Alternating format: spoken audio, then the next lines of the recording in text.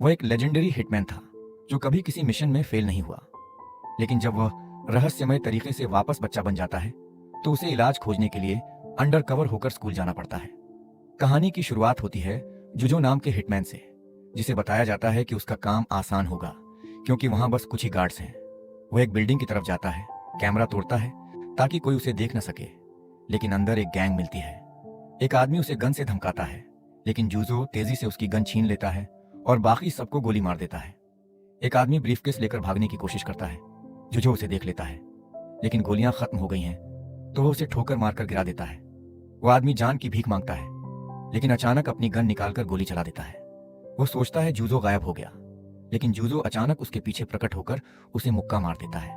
इसके बाद जुजो ब्रीफकेस अपने पार्टनर कोटा को देता है और कहता है कि बिल्डिंग में 25 गार्ड्स थे, जबकि कोटा ने बताया था कि बस कुछ ही होंगे।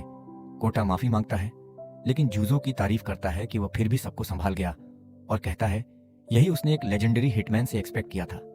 कोटा ब्रीफकेस खोलता है, लेकिन दोनों हैरान हो जाते हैं क्योंकि उसमें सिर्फ एक ततैया का छत्ता है। जब जुजो अपने अपार्टमेंट बिल्डिंग में घुसता है, एक लड़का गलती से उससे टकरा जाता है और उसका चेहरा देखकर डर जाता है। जुजो सोचता है कि वो कभी बच्चों के साथ अच्छे से पेश नहीं आ सका और सोचता है कि काश उसने अपने परिवार के साथ बेहतर किया होता। अपनी बेटी से बात करने के लिए उसके पास कोई शब्द नहीं है क्योंकि काम ही उसकी एकमात्र काबिलियत है और वह खुद उसे पसंद नहीं करता। तभी एक ततैया उसे डंक मार देती है। वह तड़प कर गिर जाता है। जब होश आता है तो सामने उसकी एक्स वाइफ आयरी होती है। वो बताती है कि वह उसकी लैब में है और उसकी याददाश्त ठीक है या नहीं, ये जांचने के लिए सवाल पूछती है। वह बताती है कि उसका टारगेट एक ऐसी कंपनी के साथ काम करता था जो जीवित जीवों में जेनेटिक मैनिपुलेशन की रिसर्च करती थी, और जिस ततैया ने उसे डंक मारा वो नॉर्मल नहीं थी। वह उसे आईना देती है और जुजो हैरान रह जाता है। वो वापस बच्चा बन गया है। वह पूछता है कि क्या वो नॉर्मल हो सकता है, लेकिन आयरिया कहती है यह आसान नहीं क्योंकि उसे अभी एनालाइज करना होगा कि हुआ क्या था।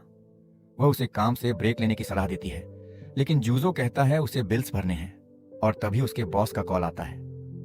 जुजो बताता है कि कुछ हो गया है, लेकिन वो फिर भी काम कर सकता है, तो बॉस उसे अगला काम देता है। बॉस कहता है कि जुजो को एक मिडिल स्कूल अटेंड करना है क्योंकि वो अपनी बेटी वहां एनरोल कराने की सोच रहा है और उसे इन्वेस्टिगेट करना है। आयरी को यह परफेक्ट काम लगता है क्योंकि जुजो ने कभी मिडिल स्कूल नहीं किया।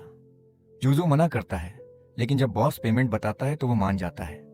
जब जुजो यूनिफॉर्म पहनता है तो समझ नहीं आता कि चश्मा क्यों पहनना है, तो कोटा बताता है कि उसमें हिडन कैमरास और माइक्रोफोन्स हैं। कोटा कहता है जुजो को हेल्प की जरूरत होगी क्योंकि वह एक बूढ़ा आदमी है। जुजो क्लास में जाता है और खुद को इंट्रोड्यूस करता है, लेकिन सब उसे वियर्ड समझते हैं। कोटा कहता है उसका इंट्रोडक्शन बेकार था, तो वो कुछ इंटरेस्टिंग सोचने की कोशिश करता है, लेकिन गलती से बोल देता है कि उसे स्नाइपिंग पसंद है। सब सोचते हैं वो जेल जाएगा, तो वो एक्सप्लेन करता है कि वो एयरसॉफ्ट की बात कर रहा था, लेकिन फिर भी सब उसे अजीब समझते हैं। क्लास के बाद दो लड़कियां जुजो से टकराती हैं और उसका मजाक उड़ाती हैं। कोटा कहता है वो उनसे निपट लेगा, लेकिन जुजो उसे मना कर देता है। घर लौटने पर कोटा उसके लिए खाना बनाता है क्योंकि वह जानता है कि अकेला छोड़ा तो जुजो सिर्फ लहसुन वाला रामेन खाएगा। वह जुजो को बताता है कि अपनी आइडेंटिटी छुपाने के अलावा उसे ट्रबल भी नहीं करना है क्योंकि एक्सपेल हुआ तो इनकम शून्य हो जाएगी। अगले दिन लेक्चर में जुजो सोचता है कि वह बचपन से ऑर्गेनाइजेशन में था और सीधे फील्ड में फेंक दिया गया था। अब वह 39 साल का आदमी है जिसने बहुत कुछ देखा है, तो उसे लगता है अब सीखने को कुछ नहीं बचा। लेकिन जब वह टीचर पर ध्यान देता है तो एक्साइटेड हो जाता है क्योंकि उसे कुछ भी नहीं पता था जो पढ़ाया जा रहा था। क्लास के बाद वह खुशी के आंसू रोता है क्योंकि उसे नहीं पता था कि पढ़ाई इतनी मजेदार हो सकती है। कोटा हैरान हो जाता है जब वह उसे घर पर पढ़ते देखता है। अगले दिन क्लास के बाद जुजो सोचता है कि सोशल स्टडीज में बहुत मजा आया क्योंकि वहां उन जगहों की बात हुई जो उसने देखी हैं। जाने से पहले वह एक पांडा मास्क पहने आदमी को देखता है जो स्कूल के गार्ड पर हमला करता है और उन लड़कियों को परेशान करने लगता है जिन्होंने उसका मजाक उड़ाया था। कोटा कहता है उसे जाने दे, लेकिन वह बस देखता नहीं रह सकता क्योंकि वे लड़कियां उसकी बेटी जितनी उम्र की हैं। वो चौक का डिब्बा उस आदमी की तरफ फेंकता है और उस पर गोली मारता है ताकि धुआं हो जाए और कोई ना देख सके। वो उस आदमी के पेट में मुक्का मारता है, लेकिन आदमी नहीं गिरता। जुजो समझ जाता है कि बच्चा बनने के बाद वो कमजोर हो गया है। आदमी डायनामाइट जलाता है तो जुजो उसकी कमजोर जगह पर लात मारता है और डायनामाइट हवा में उड़ा देता है। लड़कियां ताकादा और बोबा समझ जाती हैं कि जुजो ने उन्हें बचाया, लेकिन वह ऐसे करता है जैसे उसने कुछ नहीं किया। इसके बाद जुजो के क्लासमेट्स एक ग्रुप चैट बनाते हैं और उसे बाहर रखते हैं क्योंकि वो आउटकास्ट है, लेकिन ताकादा और बोबा उसे ऐड करती हैं और बचाने का शुक्रिया अदा करती हैं।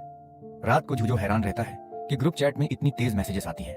उसे लगता है मिडिल स्कूल ब्रूटल है, लेकिन फिर भी हिटमैन के काम से बेहतर है। कोटा को अभी भी यकीन नहीं आता कि जुजो को पढ़ना पसंद है। वो सोचता है जुजो नॉर्मल होने पर नए काम के लिए तैयारी कर रहा है, लेकिन जुजो कहता है उसे बस मजा आता है। ताकादा और बोबा उसे ग्रीट करती हैं तो वो नर्वस हो जाता है। वो मुस्कुराने की कोशिश करता है, लेकिन वे उसे क्रीपी लगता है। इसके बाद नोरीन नाम की एक लड़की दिखती है जो रेस जीतकर और फ्लुएंट इंग्लिश बोलकर सबको इंप्रेस करती है। आयरी ने जुजो को उससे कांटेक्ट करने को कहा था क्योंकि उसके पास जरूरी जानकारी हो सकती है। जुजो नहीं मानता कि वह उपयोगी होगी। वो कहता है कि वह तो बस मित्सुका फार्मास्यूटिकल कंपनी के प्रेसिडेंट की बेटी है, लेकिन आयरी रिमाइंड कराती है कि उन्हें इस सिचुएशन के बारे में कुछ नहीं पता, इसलिए हर लीड को इन्वेस्टिगेट करना होगा। कोटा पूछता है कि जुजो ने कोई दोस्त क्यों नहीं बनाया, तो वो बताता है कि फिट इन होना मुश्किल है क्योंकि वो बाकी सबसे बहुत बड़ा है। वो नॉरिन से बात करने जाता है, लेकिन वो उसे क्रीपी कहकर भगा देती है। क्लास से निकलते वक्त वो सोचता है कि नॉरिन ने उसे क्रीपी कहा और इतना दुखी हो जाता है कि गिर जाता है। तभी ताकादा और बोबा मिलती हैं। वो उन्हें बताता है तो वे बताती हैं कि नॉरिन लड़कों से नफरत करती है, लेकिन उसके पास वो सब है जो एक लड़की चाहती है। लड़कों ने उसे प्रपोज किया, लेकिन वो बिना सोचे मना कर देती है और लड़कियां भी उसके पास नहीं जाती क्योंकि वो डिफिकल्ट है। कोटा पूछता है जुजो का नोरीन के बारे में क्या प्लान है, तो वो कहता है कुछ नहीं हो सकता क्योंकि वो लड़कों से बात नहीं करती। वो हार मान लेता है और रामेन की दुकान जाता है, लेकिन वहां नोरीन को काम करते देखकर हैरान हो जाता है। वो ऑर्डर देता है, लेकिन समझ नहीं पाता वो वहां क्यों है, क्योंकि उसका परिवार इतना अमीर है कि उसे काम करने की जरूरत नहीं। वो पहले रामेन खाता है जो बहुत स्वादिष्ट लगता है और नोरीन उसे दुकान बंद होने के बाद पीछे मिलने को कहती है। वो उससे पूछती है कि वो वहां क्यों आया, क्योंकि दुकान स्कूल से दूर है और उसे नहीं लगा था कोई क्लासमेट उसे देखेगा। यूजो बताता है कि वह उसी इलाके में रहता है। वो घबरा जाती है और विनती करती है कि किसी को न बताए, तो वह प्रॉमिस करता है। वो पूछता है कि वो अकेले घर क्यों जाती है और कोई लेने क्यों नहीं आता, तो वह कहती है उसे लेने जाना पसंद नहीं। वो बताती है कि जब से छोटी थी माता पिता उसे ऐसे अमीर लड़कों से मिलाते थे जो अच्छे पति बन सके, लेकिन उसे घिन आती थी कि वे उससे बिना जाने इतने मीठे बोलते थे। मिडिल स्कूल में भी लड़के ऐसे ही थे, इसलिए वो उनसे नफरत करती है। वह रामेन की दुकान चलाना चाहती है और अपनी मेहनत पर जीना चाहती है, क्योंकि माता पिता बस शादी करवाकर हाउसवाइफ बनाना चाहते हैं। वो बताती है कि उसके अंकल ने यह दुकान खोली क्योंकि वो अमीर लोगों के बीच नहीं रहना चाहते थे। जब भी वह गुस्से में होती वे उसके लिए रामेन बनाते। वह कहती है जूजो उसे उसके अंकल की याद दिलाता है, इसलिए उससे बात करने में कंफर्टेबल है, लेकिन जूजो सोचता है ये इसलिए है क्योंकि वो बूढ़ा है। जूजो कहता है कि उसे अपनी जिंदगी वैसे जीनी चाहिए जैसे वो चाहती है, क्योंकि माता पिता की बात मानना जरूरी नहीं। वो खुश हो जाती है जब वो उसके रामेन की तारीफ करता है। वो कहती है इसका मतलब ये नहीं कि स्कूल में दोस्त की तरह पेश आए। वे अलग हो जाते हैं, लेकिन तभी एक वैन आती है और नॉरिन को किडनैप कर लेती है। जूजो गाड़ी के पीछे दौड़ता है, लेकिन कोटा कहता है कोई फायदा नहीं। वो एक टावर पर चढ़ता है और कोटा रिमाइंड कराता है कि उसके पास सिर्फ हैंडगन है, लेकिन जुजो कहता है वह जानता है क्या कर रहा है। वह पिस्टल निकालकर वैन पर निशाना लगाता है। कोटा सोचता है वह नहीं लगा पाएगा, लेकिन जुजो ऊंचा निशाना लगाकर गोली चलाता है जो ट्रैकिंग बुलेट थी और वैन से चिपक जाती है। किडनैपर्स नोरीन को भरोसा दिलाते हैं कि कुछ नहीं होगा अगर वो कोऑपरेट करे, लेकिन एक किडनैपर उसके चेहरे को छूता है तो उनका लीडर ताजिमा उसे दूर धकेल देता है और कहता है ठीक से काम करो। वह नॉरिन से उसके पिता की कंपनी की नई ड्रग का सीक्रेट मांगता है क्योंकि उनके क्लाइंट ने बताया कि वह जानती है, लेकिन नॉरिन को कुछ नहीं पता। ताजिमा उसके अंकल की दुकान का जिक्र करके धमकाता है कि वहां का खाना बेकार था और दुकान बर्बाद कर देगा। नॉरिन रोने लगती है और कहती है अंकल का इससे कोई लेना देना नहीं। जुजो आता है और ताजिमा को सिर में गोली मारता है क्योंकि वह अंकल के रामेन की बेइज्जती माफ नहीं कर सकता। वह नॉरिन के सिर पर थैला रखता है ताकि वह उसका चेहरा न देखे और किडनैपर्स को 2 सलाहें देने की बात करता है। पहली सलाह यह कि किसी के बनाए खाने की इज्जत करो, लेकिन वे बीच में रोकते हैं तो वह उन्हें गोली मार देता है। कोटा देखता है कि वह non lethal rubber rounds use कर रहा है। जूजो कहता है जॉब पर न हो तो किसी को नहीं मारता, लेकिन और लोग आ रहे हैं। वह नॉरिन को एक कार्ट पर बिठाता है। एक किडनैपर उन्हें देख लेता है, लेकिन जूजो कार्ट से उसे टक्कर मारता है। दूसरे किडनैपर्स गोलियां चलाते हैं, लेकिन वह कार्ट को ढाल बनाकर सबको गोली मार देता है। वह नॉरिन को बिल्डिंग से बाहर निकाल लेता है, लेकिन ताजिमा वैन से उनकी तरफ आता है। जूजो देखता है वैन बुलेट प्रूफ है। कोटा सोचता है अब क्या होगा, लेकिन जूजो कार्ट को आगे धकेलता है और वैन को पलट देता है। जब वैन क्रैश होती है, जुजो अपनी दूसरी सलाह देता है। जो आदमी लड़की के साथ ढंग से पेश नहीं आ सकता वो बेकार है। ताजिमा बेहोश हो जाता है। जुजो नोरीन को भी सुला देता है ताकि वो उसका चेहरा न देखे। जाने से पहले चेक करता है तो पता चलता है किताब बिल्डिंग में छूट गई। जुजो मैथ में स्ट्रगल करता है और कोटा को सिखाने को कहता है, लेकिन कोटा खुद मैथ में कमजोर है। इरी से मदद मांगता है, लेकिन वो कहती है उसके पास टाइम नहीं क्योंकि काम और घर दोनों संभाल रही है और उसे नॉर्मल करने का तरीका भी खोजना है। वो टीचर से पूछने को कहती है, लेकिन जूजो नहीं चाहता, तो वो कहती है घमंड छोड़ो और फोन काट लेती है। अगले दिन जूजो क्लास में फिर कुछ नहीं समझता और घबरा जाता है। रायो नाम का एक स्टूडेंट देखता है कि कुछ गड़बड़ है, तो जूजो सब बता देता है। रायो कहता है बेसिक्स वीक होने की वजह से प्रॉब्लम हो रही है। उसे याद आता है कि वो एलिमेंट्री स्कूल में मस्ती करता था, तो रायो पढ़ाने की ऑफर करता है और दोनों साथ पढ़ते हैं। जूजो मैथ क्विज में परफेक्ट स्कोर लाता है। रायो का शुक्रिया करता है और कहता है ड्रिंक खिलाएगा। वे कैफे जाते हैं, लेकिन रायो गलती से एक आदमी से टकराता है जो उसके लैपटॉप पर कॉफी गिरा देता है और रायो तुरंत माफी मांगता है। जूजो इंप्रेस होता है कि रियो उसकी मदद करते हुए खुद भी पढ़ाई करता रहा और सोचता है उसका कोई बड़ा गोल होगा। रियो बताता है वो डॉक्टर बनना चाहता है और सीक्रेट रखने को कहता है, लेकिन जूजो कहता है ये छुपाने वाली बात नहीं। रियो बताता है माँ छोटे से गुजर गई, पिता दूध लेने गए और वापस नहीं आए। नानी ने पाला, लेकिन उनकी सेहत बिगड़ रही है। वो उनके जैसे लोगों की मदद करना चाहता है।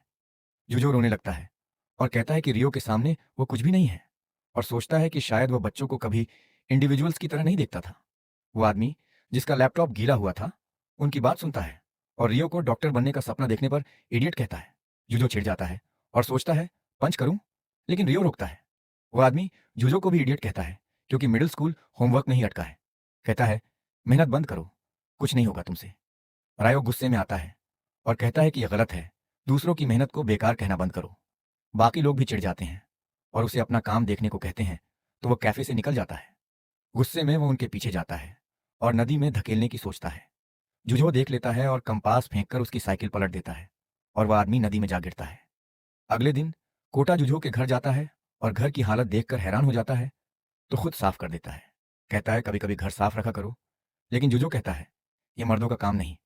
तो कोटा कहता है सोच बदलो। स्कूल जाते वक्त जुजो स्टूडेंट्स को क्लब्स ज्वाइन करने की कोशिश करते देखता है। कोटा पूछता है वो कौन सा क्लब ज्वाइन करेगा। एक बेसबॉल उसकी तरफ आती है तो वो वापस फेंकता है, लेकिन कैचर का ग्लव फट जाता है और वो समझ जाता है एथलेटिक क्लब से दूर रहना होगा। रियो बताता है वो केंडो ग्रुप ज्वाइन करने की सोच रहा है क्योंकि उसे एक्सपीरियंस है और पढ़ाई के साथ बैलेंस करेगा। जूजो देखता है होम इकोनॉमिक्स क्लब भी है और सोचता है लड़कियों से भरा होगा, लेकिन रायो की बहन चिसाटो रोक लेती है और कहती है मर्द औरत में फर्क मत करो, सबको खुद की देखभाल करनी चाहिए। वह उसे ट्रायल सेशन में बुलाती है और कहती है अगर नहीं आया तो रायो को दोस्ती नहीं रखने देगी। वो होम इकोनॉमिक्स क्लब रूम जाता है जहां चिसाटो बताती है कि राइस बॉल्स और मिसो सूप बनाएंगे। वो कहती है अगर बोरिंग लगे तो वह 6 महीने उसका घर संभालेगी, लेकिन अच्छा लगा तो क्लब ज्वाइन करना होगा। खाना बनाने के बाद वो कहता है ठीक था और कहता है ड्रॉ है क्योंकि बोरिंग नहीं लगा, लेकिन वो कहती है कॉन्टेस्ट अभी खत्म नहीं हुआ। घर जाते वक्त कोटा सोचता है जुजो नाहक जिद कर रहा है, लेकिन जुजो कहता है एक्सपीरियंस क्लब ज्वाइन कराने के लिए काफी नहीं था। रात को योरी का कॉल आता है क्योंकि जुजो ने उसे बनाया हुआ खाना भेजा था और उसकी बेटी कोजू कहती है उसे अच्छा लगा। जुजो को याद आता है चिसातो ने कहा था कि खाना अपनों को बनाओ, क्योंकि खुद के लिए बनाने से ज्यादा मजा प्यारों के लिए बनाने में है। अगले दिन जुजो क्लब ज्वाइन कर लेता है और देखता है नूरीन भी ज्वाइन की है। वह बताती है कि रामेन शॉप पर और काम सीखना चाहती है, लेकिन कहती है उससे यारी मत दिखाओ।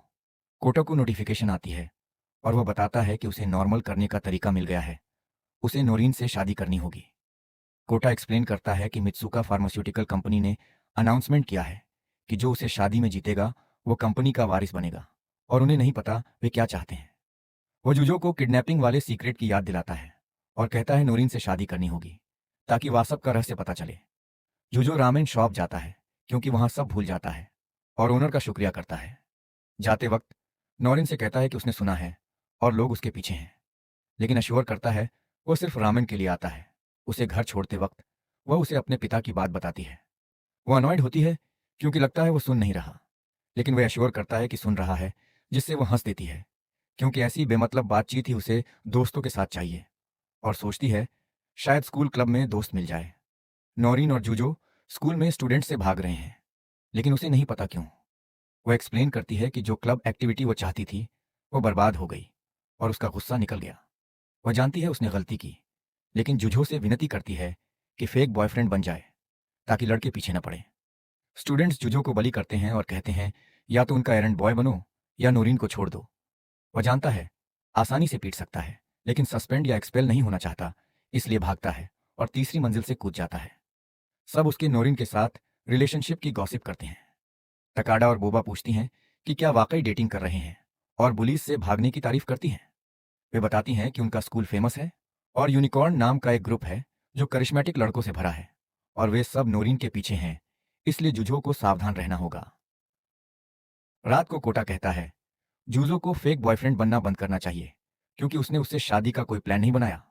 वह बताता है कि अंडरवर्ल्ड भी मित्सुका फार्मास्यूटिकल सीक्रेट के पीछे है, और चूंकि थ्रेट से काम नहीं बना, वे मिडिल स्कूल में अंडरकवर एजेंट्स भेज रहे हैं जो नॉरिन को शादी के लिए मनाने की कोशिश करेंगे।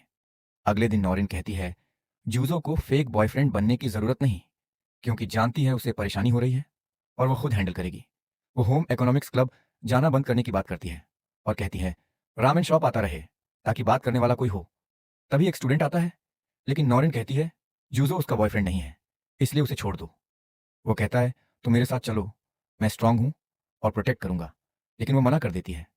वो लड़का फिर भी परेशान करता है तो जूजो रुक नहीं पाता और कहता है वे अभी भी साथ हैं और हाथ हटाओ उसके ऊपर से। वो वार्न करता है कि जिम में एडल्ट्स के साथ स्पैरिंग करता है और पंच करने की कोशिश करता है, लेकिन जूझो आसानी से ब्लॉक कर देता है और कहता है अभी और ट्रेनिंग चाहिए।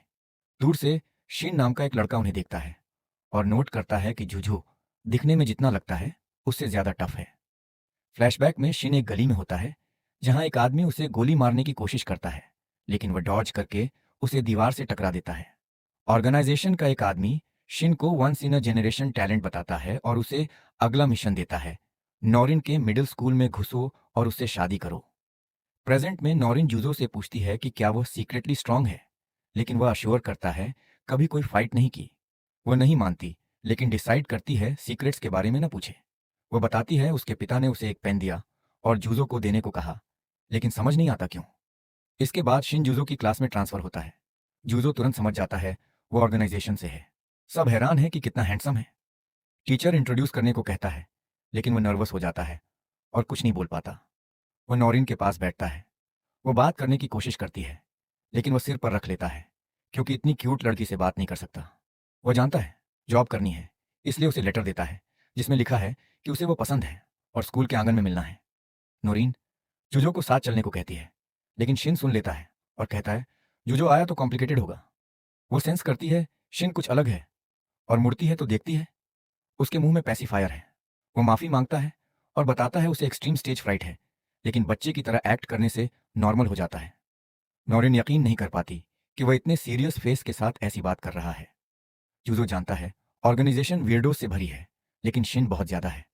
नॉरिन शिन को बताती है जूजो उसका बॉयफ्रेंड है, लेकिन वह उसके हाथ पकड़कर चांस मांगता है। वह उसके फेस को ध्यान से देखती है और रिकॉग्नाइज करती है कि बहुत हैंडसम है, लेकिन पैसिफायर की वजह से दिमाग काम नहीं करता। बहुत तरीके सोचती है मना करने के, लेकिन अंत में मुंह पर पंच मारती है क्योंकि जानती है उसे ऑर्डर मिला है। वो कहती है जोक में प्रपोज करके उन लड़कों की बेइज्जती कर रहा है जिन्होंने सीरियसली प्रपोज किया था। शिन हैरान है कि वह इतनी स्ट्रेट फॉरवर्ड है और सच में प्यार हो जाता है। वह अश्योर करता है सीरियस है। तभी जूजो को किक मारता है और कहता है वह भी ऑर्गेनाइजेशन से है। वह जूजो को ड्यूल के लिए चैलेंज करता है और कहता है जीतने वाला नॉरिन को पाएगा, लेकिन जूजो मना करता है। शिन कहता है जूजो के पास जो फाउंटेन पेन है वो असली फियांसे की पहचान है। वे देखते हैं नॉरिन के पिता ने नई गाइडलाइंस पोस्ट की हैं जिसके पास अंत में पेन होगा वो उसका फियांसे। नोरिन इस आइडिया से नफरत करती है और कहती है जो सिर्फ फेक बॉयफ्रेंड है और वो किसी से डेट नहीं करना चाहती। डुअल शुरू होने से पहले शेन कहता है उसका गोल है 1 घंटे में जुजो के मुंह में पैसिफायर डालना, जिससे ताकादा और बोबा हंसते हंसते लोटपोट हो जाती हैं। नोरीन और जुजो को यकीन नहीं आता कि गोल इतना बेवकूफाना है। शेन फिर नोरीन को प्रपोज करता है और कहता है जीत गया तो उसकी गोद में सिर रखेगा, लेकिन वो कहती है कभी नहीं। फाइट शुरू होती है। शिन जुजो पर चार्जेस करता है जो अटैक्स डॉज करता है, लेकिन हैरान है कितना स्किल्ड है। वो भागता है और कोटा कहता है आइडेंटिटी छुपाते हुए यह मुश्किल होगा, इसलिए जुजो डिसाइड करता है सबसे बेशर्म तरीके से अटैक्स डॉज करेगा। शिन कहता है जब नॉरिन ने उसे रिजेक्ट किया तो सोचा उसमें और जूजो में क्या फ़र्क है, और रियलाइज़ किया कि एक बेबी है, दूसरा नहीं। अगर जूजो के मुंह में पैसिफायर डाल दे तो दोनों बेबी हो जाएंगे और वह सुपीरियर बन जाएगा। जूजो को समझ नहीं आता वो क्या बोल रहा है। शीन अटैक करते हुए पूछता है कि नोरीन के लिए जूजो की फीलिंग्स उससे ज़्यादा हैं क्या।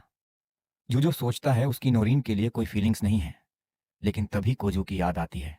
टाइम खत्म होने वाला है तो शीन पैसिफायर फेंकता है।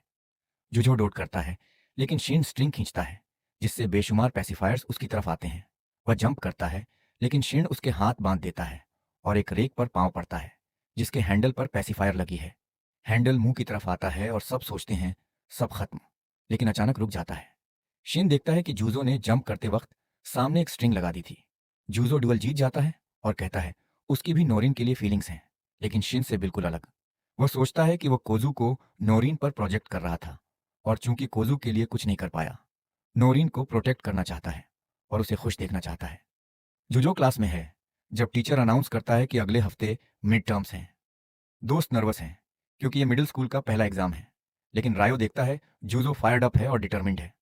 कोटा कहता है अगर रिलैक्स नहीं हुआ तो कवर ब्लो हो जाएगा, इसलिए वो प्रिटेंड करता है कि वह भी नर्वस है। अगले दिन तकाडा और बोबा नोटिस करती हैं कि नोरिन खुश है क्योंकि लड़के एग्जाम में बिजी हैं और वह चाहती है टेस्ट वीक हमेशा रहे। तकाडा जूजो से टकराती है और देखती है वो बेहाल है, रात भर पढ़ा है। रायो कहता है सोना चाहिए, लेकिन वो एक्सप्लेन करता है कि पढ़ना बंद नहीं हो रहा था और सूरज निकलने पर पता चला। क्लास के बाद जूजो फिर पढ़ने लगता है। कोटा कहता है ज्यादा हो रहा है, लेकिन जूजो कहता है अपना काम देखो। कोटा बताता है उसके आज रात प्लान्स हैं, इसलिए जाबामी के यहाँ खाना खाने जाए, चेंज ऑफ पेस के लिए। शाम को नोरिन जूजो को सड़क पर देखती है और फॉलो करती है। वह उसे एक क्रॉस ड्रेसर गाकोटा के साथ देखती है जो उसे एक अजीब बार में ले जाता है। वो हैरान होती है, लेकिन वहाँ जिबामी नाम की एक औरत का बार है जहाँ वो बस डिनर खाने गया है। जिबामी बताती है कि पहले पहचाना नहीं, लेकिन कोटा ने बताया वह लेजेंडरी हिटमैन है, और जिबामी को यकीन नहीं आया कि वो बच्चा बन गया। आयरी अचानक वहाँ आती है और पूछती है जूजो की आंखों के नीचे काले क्यों हैं। वो कहती है उसे वहाँ ड्रिंक नहीं करनी चाहिए क्योंकि कोजू को संभालना है। आयरी कहती है बेटी अब इतनी बड़ी है कि खुद संभाल सके। वो कहती है वो समझती है क्यों पढ़ रहा है, क्योंकि हिटमैन की नौकरी में फेल होना अलाउड नहीं था।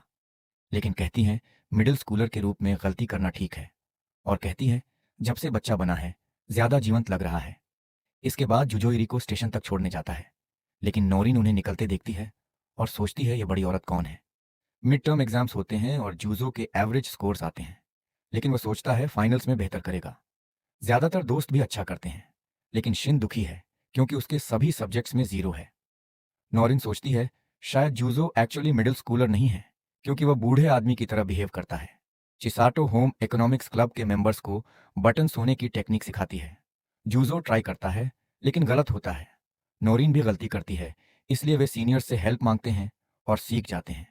जूजो और नॉरिन किटो नाम के एक लड़के से मिलते हैं जो सनफ्लावर्स को पानी दे रहा है। नॉरिन उन्हें खिलते देखने के लिए एक्साइटेड है। जूजो पूछता है वो खुश क्यों है, तो वो बताती है कि होम इकोनॉमिक्स क्लब पसंद है क्योंकि यूजफुल स्किल्स सिखाता है। अगले दिन चिसाटो क्लब मेंबर्स को बताती है कि बेसबॉल टीम के लिए राइस बॉल्स बनाने हैं, लेकिन एक लड़की बताती है कि डिलीवरी सीनियर लीग टीम के लिए है। वो कहती है उस टीम में एक यूनिकॉर्न मेंबर है। चिसातो प्रॉब्लम का अंदाजा लगाती है और जूजो और नोरिन को कहती है स्किप कर सकते हैं, लेकिन दोनों डिसाइड करते हैं जाएंगे। क्लब बेसबॉल फील्ड जाती है। प्लेयर्स राइस बॉल्स एंजॉय कर रहे हैं, लेकिन जूजो एक लंबे लड़के टेंडो को नोटिस करता है जो होम इकोनॉमिक्स क्लब का शुक्रिया करता है। वह जूजो और नोरिन को पहचानता है और जूजो को डुअल के लिए चैलेंज करता है। जीतने वाला नोरिन का बॉयफ्रेंड। नोरिन कहती है वो उसे जानती भी नहीं, लेकिन वो कहता है उसमें इंटरेस्ट नहीं, बस जूजो को क्रश करना है। वो एक्सप्लेन करता है कि वो चाहता है सब उसे देखें और उसका ड्रीम है हिस्ट्री का पहला ट्रिपल थ्रेट स्पोर्ट्समैन बनना। जूजो को समझ नहीं आता। कोटा सर्च करके बताता है कि वो बेसबॉल, सॉकर और बास्केटबॉल तीनों में एस है। टेंडो कहता है जूजो होम इकोनॉमिक्स क्लब का एक्स्ट्रा है जो लूजर से भरा है। जूजो चैलेंज एक्सेप्ट कर लेता है क्योंकि क्लब की बेइज्जती का बदला लेना है। टेंडो कहते हैं फुटसल में कंपेट करेंगे और जितने लोग चाहें ला सकते हैं। जूजो कहता है हैंडीकैप नहीं चाहिए, लेकिन टेंडो कहता है एक बंदे के साथ फेयर नहीं। बेसबॉल टीम का कोच माफी मांगता है, लेकिन टेंडो के दोस्त कहते हैं बैड एटीट्यूड के बावजूद वे उसे रिस्पेक्ट करते हैं क्योंकि टीम का बेस्ट प्लेयर है। इसके बाद होम इकोनॉमिक्स क्लब के मेंबर्स टेंडो से बदला लेना चाहते हैं। नोरिन एम्बेरेस्ड है। शिन पार्टिसिपेट करना चाहता है नोरिन के लिए, और कीटो भी खेलना चाहता है क्योंकि टेंडो ने सबकी बेइज्जती की। शाम को टेंडो अपने दोस्त के साथ खेल रहा है। दोस्त पूछता है, जुजो से पंगा क्यों लिया? पता चलता है कि शीन के साथ उसकी फाइट देखी और इंटरेस्टिंग लगा। दोस्त कहता है, मैच में मिनिमम एफर्ट लगाएगा, लेकिन टेंडो उससे ज्यादा एक्सपेक्ट नहीं करता, इसलिए वह गुस्से में बॉल किक करता है। लेकिन टेंडो आसानी से कैच कर लेता है और कहता है, अच्छा पास था।